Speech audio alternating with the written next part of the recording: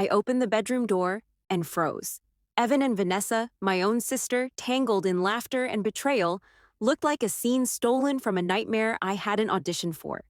My chest tightened, my thoughts scattered, and my heart tapped a panicked Morse code. Not real, not real, not real. Maya appeared behind me, silent, eyes sharp as knives. The golden child grinned, oblivious to the storm she'd just triggered. And for the first time in years, I felt completely invisible in my own life. The hallway smelled faintly of vanilla and candles, remnants of the birthday surprise I had orchestrated like a symphony. Now it reeked of irony. My excitement, painstakingly stitched into every detail, the balloons, the flowers, the dream car parked outside, had turned into a backdrop for humiliation. Maya's whisper cut through the chaos. They think they're untouchable. I nodded, trying to swallow the bile rising with every heartbeat. Untouchable? They hadn't met me on my worst day yet. I slumped against the wall, the floor a slippery mix of disbelief and fury. This is it, I muttered, words tasting like ash. This is what they were hoping for, me crumbling, me disappearing. But Maya shook her head. No, you're sharper than they'll ever be. Pain has a funny way of sharpening edges they'll regret underestimating. I wanted to scream, to shatter everything around me, but I breathed instead. A controlled fire burned in my chest, invisible but unstoppable. The scene replayed in my mind like a cruel loop. Vanessa's laugh, high and sugary, clashing against the familiar warmth I once felt for my sister. Evan's smirk, the casual arrogance that always hid the selfishness I had ignored. Every detail burned itself into my memory, creating a blueprint of betrayal. They left the door open, Maya muttered. Her observation was small, almost trivial, but it was a crack in their armor. Every crack matters in a fortress built on lies. Later, I sat in my car across the street, watching the house with a heart half shattered, half ignited. I replayed the birthday plan in my mind, each decorative bow and floral arrangement now a symbol of irony. I remembered the laughter and planning sessions with Maya, the tiny jokes we whispered about surprising Evan. The contrast between the joy I had felt and the treachery I had walked into made the world feel unsteady beneath my feet. I could almost hear the universe smirking. I let myself flash back for a moment. Weeks of planning, choosing the flowers, sampling cakes, even timing the guest arrivals for maximum effect. He deserves this, I had told Maya, eyes sparkling. Maya had rolled her eyes but smiled. You're ridiculous, she said. But I love it. I laughed, oblivious that the joke would soon be on me. The memory now twisted with bitter irony. How can a celebration become a crime scene without a single arrest? I returned home under the pretense of picking up a forgotten item. The house felt foreign, every corner shadowed with deception. I could see them laughing again, Vanessa's fingers brushing over Evan's arm with the familiarity of conquest. Maya leaned against the wall, eyes tracking every movement, noting every careless glance. They're confident, she murmured. Arrogance tastes sweet until the poison arrives. Her metaphor wasn't lost on me. I felt a surge of grim amusement. Revenge, when served slow, is more intoxicating than champagne. The guests were due soon, oblivious to the chaos festering inside. I had to act. I canceled the party, muttering a vague excuse about last-minute changes, my voice steady despite the storm inside. Vanessa's smirk greeted me at the door, as if the universe had handed her my humiliation neatly wrapped with a bow. Maya stayed close, whispering dry remarks under her breath that only I could hear. All the smoke and mirrors, she said, and yet we still see through the haze. Once the house emptied, I sank onto the couch in the friend's apartment Maya had arranged. The betrayal settled like sediment, thick and suffocating. I let myself feel it fully. The heartbreak, the rage, the disbelief, but also a budding clarity. Every action, every careless laugh, every arrogant glance was a map of weaknesses waiting to be exploited. I traced patterns in my mind, a chessboard of intentions and errors. The first move had to be invisible, precise, and unforgettable. Maya spread out a laptop and a notebook. We document everything, she said. Her voice was calm, surgical. I watched her fingers fly across the keys, capturing texts, screenshots, and even social media posts. Every careless brag, every tiny slip from Evan or Vanessa was another thread in the web we would weave. My chest tightened with anticipation. Revenge isn't about fury, it's about precision, and I had a blueprint forming in my mind, one they would never anticipate. The night deepened, but sleep was a stranger. My thoughts ran in loops. The folder Evan had carelessly left on his laptop, the financial documents hinting at schemes to seize assets. My pulse quickened. This was no longer just betrayal, it was strategy. The scales had subtly shifted. What they had underestimated in arrogance, I had now cataloged as ammunition. Maya's eyes met mine. Ready for the first move? Her tone was both teasing and deadly serious. I nodded. Ready. More than ready. I allowed myself a moment of grim satisfaction, picturing the chaos we could unleash when the time was right. Vanessa's golden child mask would crack under scrutiny, Evan's smug confidence would crumble under pressure, and my parents? Their bias would be exposed, their support for the wrong side laid bare. The payoff would not be loud. It would be elegant, silent, undeniable. Every betrayal meticulously recorded, every slight remembered, every misstep logged. As I finally rested my head, the last thought before sleep pulled me into uneasy dreams. They thought they had won. They thought I would fall, silently and completely. But every trick, every lie, every arrogant move had been catalogued, waiting. And somewhere in the depths of my mind, a spark of dark amusement whispered, "Let the game begin." The morning after the betrayal felt like wading through molasses. Every thought dragged, sticky with disbelief and fury. Maya sat across from me, sipping coffee with her usual calm, eyes sharp as a hawk scanning prey. "We start small," she said. "Little ripples first. Let them think the water's still." I nodded, letting the taste of revenge roll over my tongue like fine wine. It was intoxicating, patient, and precise. Everything my heartbreak demanded it to be. Our first target was Evan's arrogance, subtle, almost surgical. I observed him in his comfort zone, texting casually about a big deal he had supposedly closed, bragging to his friends in ways only I and Maya could see. We traced every digital footprint, cataloged every careless boast. Vanessa's careless smiles, the way she left her planner unlocked, the overconfidence in her social posts, they were cracks forming in a wall she thought impenetrable. Every detail became ammunition, every microslip a weapon waiting to fire. Maya reminded me, timing is everything. Strike too soon, and they'll recover. Strike too late, and they'll suspect. I smiled grimly, appreciating her precision. We began planting subtle seeds, anonymous tips to mutual friends, casual comments to neighbors that suggested inconsistencies in Evan's stories. Vanessa noticed, naturally, but misread the signals as random coincidence. Confidence, when overinflated, blinds you to the slow poison creeping around your feet. Then came the first real test. Evan announced a dinner with both families, oblivious to the storm brewing. I agreed to attend, publicly calm, private fury masked behind a poised smile. Maya whispered in my ear, "Watch them crumble in real time." And crumble they almost did, but not yet.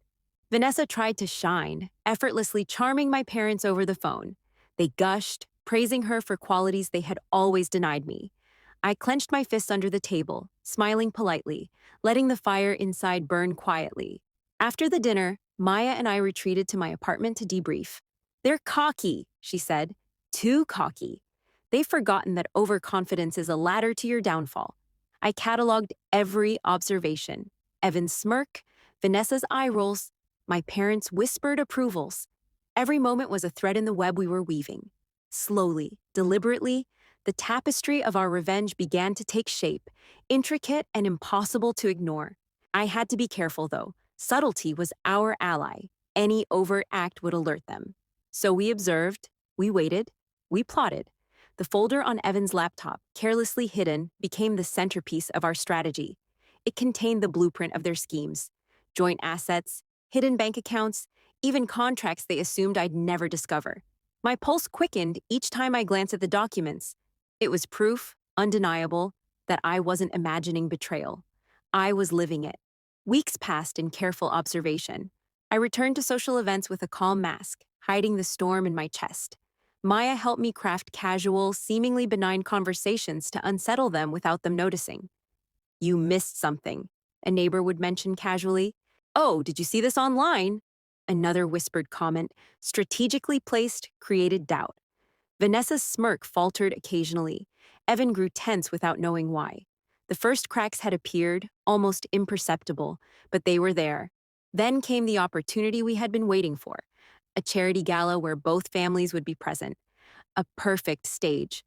I dressed elegantly, every detail calculated to draw attention but not suspicion. Vanessa was radiant, Evan proud. My parents unaware of the tension beneath. Maya stayed close, whispering last-minute adjustments. Timing, she murmured. Every smile, every laugh, every comment is a move in the dance. Don't misstep. I swallowed my nerves, letting the thrill of strategy replace the bitterness in my chest. The night began innocently enough. Small talk, polite laughter, clinking glasses. But we were setting traps, invisible to everyone but us. Vanessa's phone slipped onto a chair, screen glowing with a careless message to Evan about securing assets behind my back. Maya's hand subtly captured it in a photo. Evan's smug comments about handling family business were broadcast casually to friends within my social network. Every slip was amplified by our strategy. The evening became a silent battlefield, invisible to the untrained eye. Halfway through the gala, I noticed a shift. Vanessa's confidence wavered. Evan's smirk faltered. Our subtle manipulations were working, turning arrogance into doubt, composure into tension. Maya whispered, "See? The cracks widen when you stop thinking you're untouchable." I felt a dark thrill in my chest. Revenge wasn't a firework, it was a slow burn. And tonight, the sparks had just begun to ignite. After the gala, a private moment revealed even more. While Evan and Vanessa argued over something trivial, I observed the way they leaned on each other's arrogance, assuming mutual trust. Little did they know, that very trust was their undoing. Maya and I cataloged every word, every gesture, every nuance. Each tiny misstep became fuel for the ultimate reveal. They were setting themselves up, unwitting actors in a play I was directing from the shadows. The climax of our small-scale sabotage came unexpectedly. Vanessa posted a photo on social media bragging about her perfect evening with Evan, tagging family members, including mine. It was arrogant, careless, and exactly the opening we needed. I replied publicly with a seemingly innocent comment, hinting at things only I knew. The post's visibility ensured that friends and distant relatives would notice, and our trap began snapping shut. Vanessa's golden child mask cracked slightly, a fissure that would grow into a chasm. As days passed, the pressure mounted. Small rumors, casual comments, and strategic leaks began spreading. Vanessa panicked, Evan fumed. Both families noticed the tension but couldn't identify the source. Maya smiled knowingly. "Invisible? Untouchable? Untangled?" she said. I laughed quietly, savoring the thrill. The calm surface hid a storm beneath, and soon they would learn that storms can't be ignored, no matter how sunny the day appears. The final twist of part 2 came in the form of a discovery. A forgotten email thread revealed Vanessa had a secret, a financial misstep she thought no one would uncover. Evidence, carefully documented, showed plans to manipulate assets further. My parents would eventually side with the golden child, thinking she was clever, but the truth would be undeniable. The moment had arrived when the silent strategist becomes the visible force. And just like that, the scales tipped irreversibly. Maya leaned close that night, whispering in triumph. "Tomorrow we start the next phase. They'll never see it coming." I smiled, letting the tension of the weeks transform into anticipation. The betrayal had been deep, the humiliation complete. But the revenge we were crafting promised a satisfaction far beyond anything Evan, Vanessa, or our families could imagine. The web was tightening. The storm was coming. And when it hit, they wouldn't know what struck them until it was far too late. As I closed the laptop, the screen illuminating the maps of deception and hidden plans, I realized the true power of patience. Every slip, every arrogant remark, every careless smile from Evan and Vanessa was a step toward their undoing. And while they slept, confident and unchallenged, I plotted the crescendo, a finale so precise, so public, that their golden illusions would crumble in front of everyone who had ever believed them untouchable. The game was far from over, but the pieces were finally in place. The morning of the revelation, I felt a chill that wasn't from the weather. Every breath seemed heavier, every step more deliberate. Maya and I had planned every detail, timed the posts, arranged the evidence, and prepared for the inevitable fallout. Today, Evan and Vanessa's arrogance would meet its match. Today, the world would see what patience and precision could accomplish. I tightened my coat, heart racing, anticipation and dread twining in equal measure. We arrived at the family gathering, a casual brunch orchestrated by my parents, unaware of the ticking bomb beneath the surface. Vanessa fluttered around, radiant and smug, sure that her golden child status remained unshakable. Evan smiled confidently, unaware that his carefully constructed empire of secrets was about to collapse. My parents greeted me warmly, blissfully ignorant that I now held the cards they had long refused to see. Maya whispered, "Watch closely. Every reaction counts." I nodded, savoring the delicious tension. The first move was subtle, almost surgical. I casually brought up a few interesting findings regarding Evan's recent financial ventures. Vanessa's smile faltered. Her eyes darted toward Evan. I let the comment hang in the air like smoke, teasing curiosity, feeding doubt. The conversation flowed, innocent to the untrained ear, but we were weaving chaos in plain sight. The art of revenge, I realized, was much like painting, strokes invisible until the whole picture revealed itself. Then came the first whisper of panic. A distant cousin, previously friendly to Vanessa, asked a pointed question. "I saw something about joint accounts. Interesting timing, wasn't it?" Vanessa froze, mid-laugh, her composure cracking like a porcelain mask. Evan glanced at her, confusion dawning. Maya's eyes met mine. The silent signal passed. Phase 1 was working. The golden illusions were brittle. A simple comment, perfectly timed, had begun to dismantle years of arrogance. As brunch continued, I subtly introduced screenshots and messages I had collected. Each one hinted at betrayal and mismanagement without overtly accusing anyone yet. Vanessa's hands shook imperceptibly as she reached for her drink. Evan's smug confidence wavered. My parents leaned in, puzzled. It was a dance of perception, a carefully choreographed performance where every move, every word, magnified the cracks we had patiently nurtured. I smiled internally. The storm was building, invisible yet undeniable. Next, we escalated. A mutual friend, briefed in advance, asked about a family trust issue that coincidentally matched our documented evidence. Vanessa sputtered. Evan stammered. My parents' eyebrows furrowed as they began to see inconsistencies they had long ignored. Maya whispered, "Patience, Rachel. Let them unravel themselves." I took a deep breath, savoring the rising tension. Public humiliation is far sweeter when it's layered, subtle, and undeniable. And then came the turning point.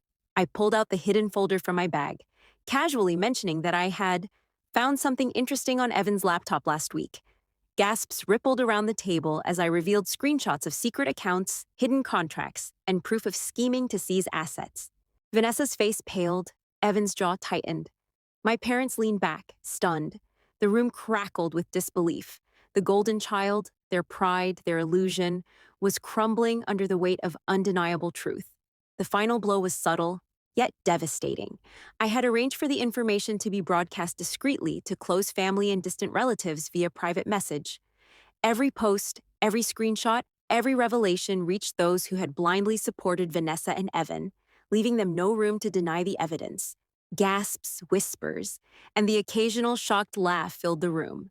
Maya's grin was small, knowing, perfect. The storm had broken. The web had tightened around its architects. Vanessa tried to charm, to twist, to regain control, but the cracks were now chasms. Evan sputtered excuses, rationalizations, and half-truths. My parents, faced with irrefutable evidence, could no longer side blindly with their golden child. Their loyalty, once unquestioned, faltered in the light of truth. I watched, quietly amused, as the empire of arrogance collapsed piece by piece. Every smirk, every condescending glance they had shared was now a liability, a step in their undoing. The crescendo came when I addressed them directly, calm yet icy. "I've watched, I've documented, and I've waited. Every careless smile, every secret meeting, every plan you thought I didn't see. It's all here.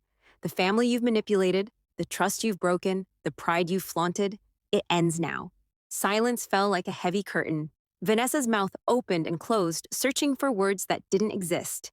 Evan's arms fell to his sides, powerless. The storm had arrived, unstoppable and public. Aftermath was immediate. Calls, messages, even distant relatives demanding answers. My parents, forced to confront the reality they had ignored, finally saw Vanessa for what she was: deceitful, manipulative, and dangerously arrogant. Evan, stripped of confidence, fumbled as his carefully built persona shattered. Maya and I exchanged a glance. No words were needed. The meticulous planning, the weeks of observation, and the subtle manipulations had achieved the unthinkable. Justice had arrived, silent, precise, and deeply satisfying. The final twist was poetic. Vanessa attempted one last maneuver: public sympathy, claiming misunderstanding and victimhood. But the evidence, combined with the witnesses and timeline we had documented, left her words hollow. Evan tried to step in, but his complicity was obvious. Our family, once blind, now saw everything. The golden child mask fell completely, replaced by the raw, undeniable truth of arrogance undone. Satisfaction settled like sunlight, warm and long awaited. Maya leaned close afterward, whispering, "Patience and precision are far more powerful than fury." I nodded, savoring the moment. The betrayal that had once left me broken now fueled a victory so complete it was almost surreal. The golden child, the favored son, and the complicit parents had finally learned that underestimation carries consequences. Every secret, every lie, every careless action had been cataloged, manipulated, and revealed in perfect timing. As the day ended, I reflected on the journey.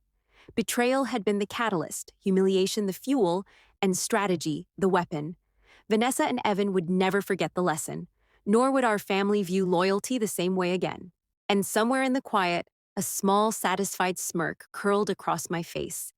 The storm had passed, but the memory of its arrival would linger.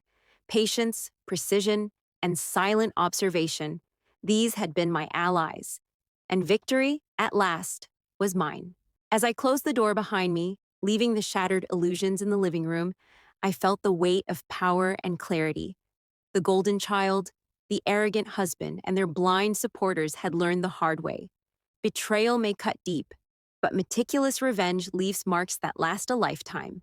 And in the quiet aftermath, I allowed myself one final thought. They thought they controlled the game, but I wrote the rules all along.